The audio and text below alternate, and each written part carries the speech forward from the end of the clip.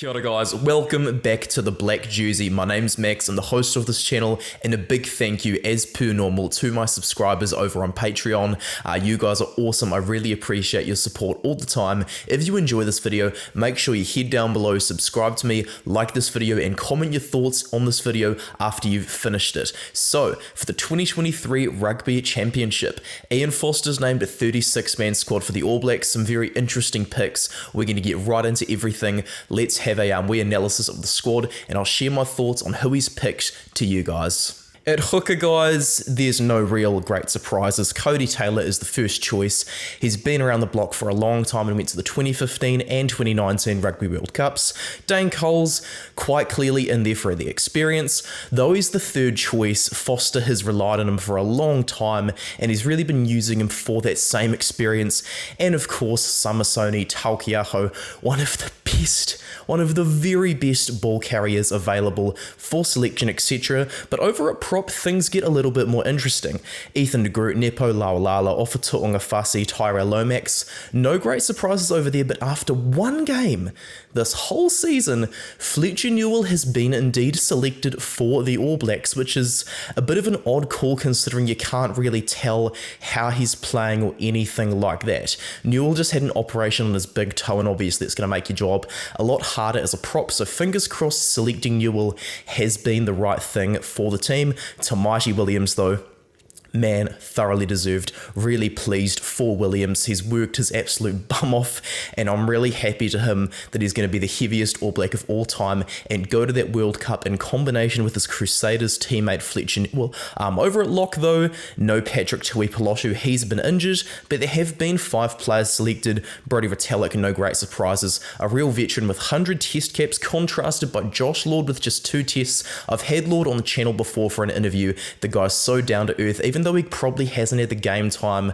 for a World Cup spot. I'm really happy they're going to continue looking at him after he missed last year through injury. I'm so happy for the guy that he's getting put back in the team rather after coming back from injury. Congratulations to him. Sam Whitelock, no surprises. Just hopefully that Achilles heel stays alright. And Scott Barrett, well, no surprises there. Razor's probably going to pick him as the All Blacks captain next year. And Tupou Vaa'i, well, of course he was going to get there. He's had an outstanding season, and he is the future of the All Blacks number 5 or 4 jersey, depending on which one he wears in combination with Barrett in 2024. Tupou Vaa'i absolutely deserves it, as does Dalton Papali'i and Ardie Savia for the loose forwards. They were absolute shoo-ins. They've had fantastic seasons, and Savia does continue to be one of the world's premier players. Luke Jacobson, though, he has got back in over Hoskin Sotutu. Though Jacobson is the 5th choice at blindside flanker and the 3rd at number 8 according to the depth chart, he has come back in through a late surge of form after Hoskin Sotutu just has not played very well at all. Sotutu has fallen off a fair bit this year, and so this is going to be a huge blow for Sotutu's mental health and stuff after just being the only guy they really trusted to back Savia up. But Jacobson, he has forced his way in by playing really well. Congratulations to him. Sam Cane, captain, no surprises. Sami Penny Finau, though, this really just doubles down the fact that they want to continue using a 3rd lock at 6.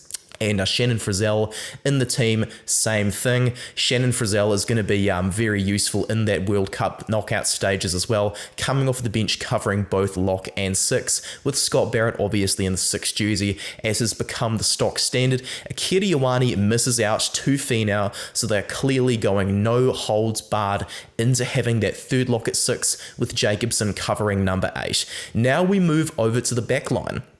Brad Weber, despite having some absolutely amazing form behind himself, has been excluded from the team, and because he's got 18 test caps and is moving over to Stade Francais at the end of the season, well, Ian Foster has pulled the same thing that he did with Charles Piutau back when he's the All Blacks assistant coach in 2015. Cam Roigard, though, he has got in. I didn't have very high hopes for Roigard, just because of the very stringent selection policy for the team spine, but Foster has been a bit more of a of tinker it with the third choice players, so good stuff. It's nice they're having a look at Roygaard because he has probably been one of the best Super Rugby players this season.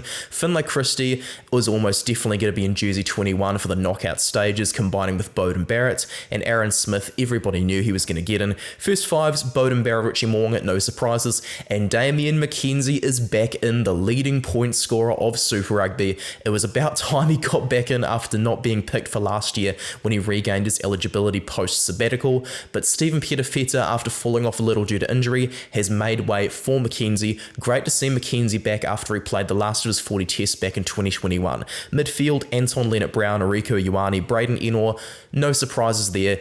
Ennor has been the only real out-and-out 13 that's been backing up Rieko Ioane. Anton Leonard-Brown has had his fair share of injury troubles, but I'm really happy for him that he's finally got rid of those issues and he's getting back into some good form.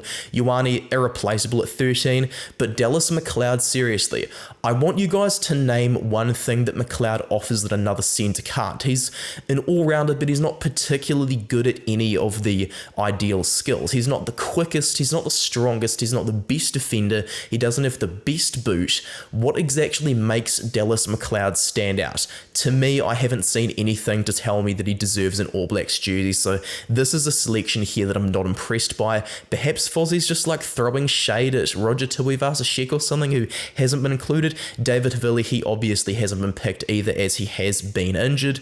Over to the outside backs though, from the ordering of this squad list that they put onto the All Blacks social media page, it's not very clear on where they see Geordie Barrett, but I swear, please do not keep him at centre. He's the world's best fullback, as I said a few years back. Hopefully he can regain that title as well because, you know, he once truly was the world's best fullback. Anyway, to the outside backs, Caleb Clark.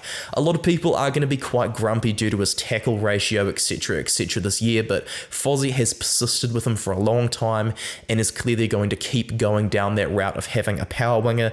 Imoni Narawa, though, I'm so happy for him. Narawa has a bit of a story, wasn't really wanted by the Blues at the end of his time with them, but he's had a real breakout season after missing a few games last year due to his daughter having an illness, and he's back in at 23 years old. He's going to debut for the All Blacks. Massive congratulations to him after the hardship that he went through with his family last year and the amazing comeback. Mark Talia, Super Rugby player of the season for sure.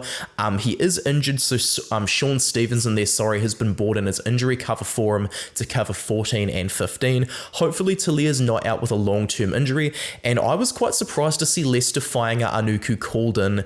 He's only played 2 tests, so I thought Fozzie might have ended up seeing him as expendable now that he's signed with Toulon in France, but he's been persisted with, thank the Lord, because the outrage towards Fainga Anuku being dropped would have been absolutely justified had this indeed happened. And Will Jordan missed a fair portion of the season with a bit of a head problem. He was suffering from really bad vertigo after an inner ear issue, so I'm really pleased for Jordan that he's also been able to come back after missing a significant amount of game time.